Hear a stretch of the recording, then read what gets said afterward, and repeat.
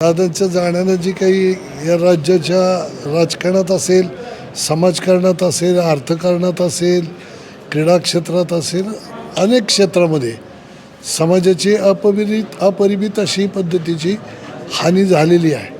ही हानी भरून काढण्यासाठी भविष्य काळामध्ये सर्वजण प्रयत्न करतील, परंतु दादा दादाच होते.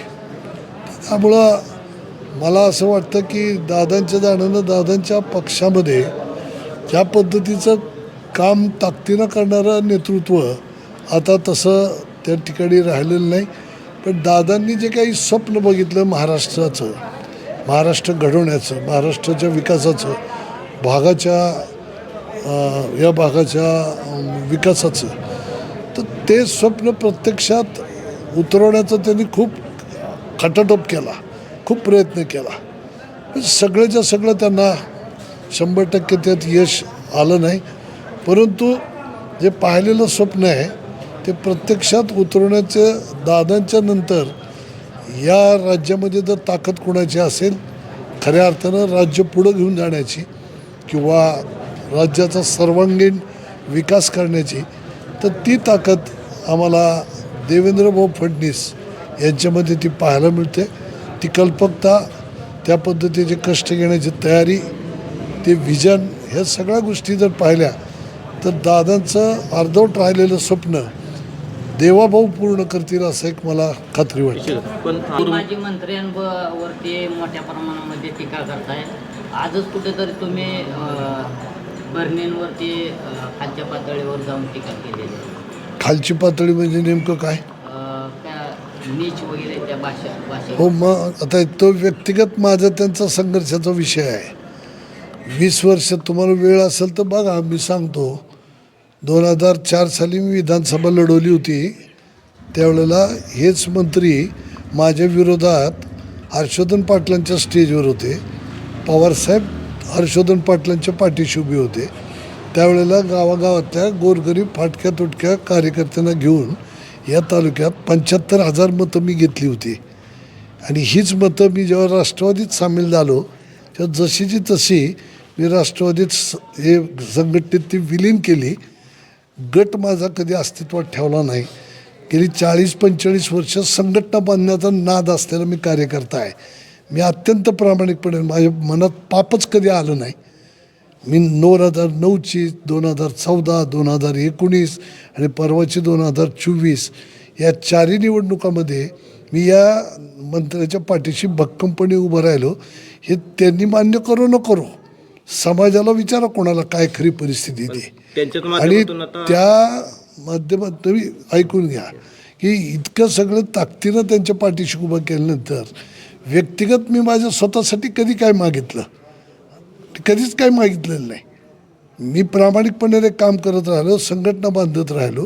जिल्ह्याची जबाबदारी सन्मान्य अजितदादांनी दिली. जिल्ह्यात पक्ष वाढवला. 5 आमदार यायचे तिथं 8 आमदार माझ्याच कार्यकाळात, 1 खासदार यायचं तिथं 2 खासदार आमच्याच कार्यकाळात झाले. सोलापूर जिल्ह्यात मी चांगल्या पद्धतीनं काम करून दाखवलं. दिल ती जबाबदारी प्रामाणिकपणे पार पाडली.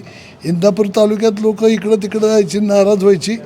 त्यांच्या कार्यपद्धतीवरती लोकांना समजावून सांगून सांभाळून ठेवण्याचं काम मीच केलं.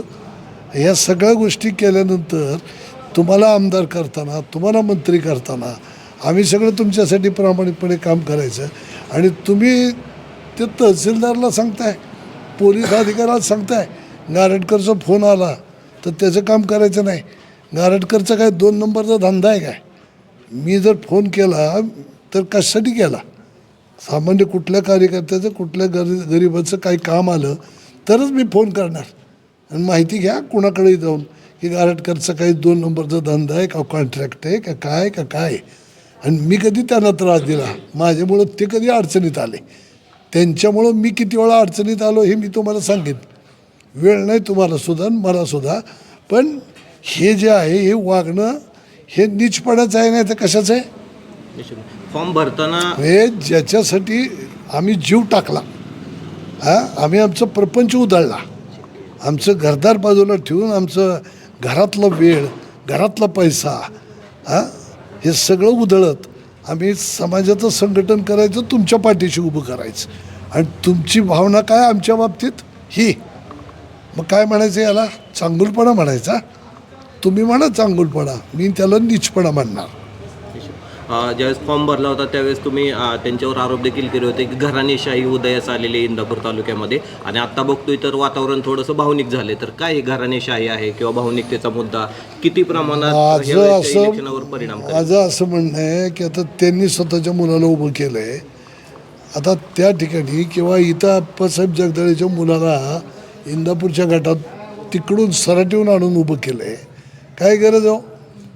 इतके चांगले चांगले कार्यकर्ते त्या दोन्ही गटात आहेत, त्यांना बाजूला सारून त्यांना उमेदवारी देण्याची काय गरज आहे? तुम्ही आमदार आहे, तुम्ही मंत्री झाला आहे, अजून पोट भरलं नाही का? दुसरी पिढी परत अजून त्याला आमदार करायचं आहे काय? त्याला पुढून यायचं अजून मंत्री का मुख्यमंत्री बनवायचं आहे? पोरांवरती प्रेम सगळ्याच बापांचं असतं, आमचं सुद्धा आहे. ते त्यांचं जरी पोरगं असलं तर त्याच्या पोरावर सुद्धा माझं प्रेम आहे. पण राजकारण करत असताना तुम्ही समाजाला सगळ्यांना बरोबर घेऊन चाला ना. ही काय पद्धत आहे?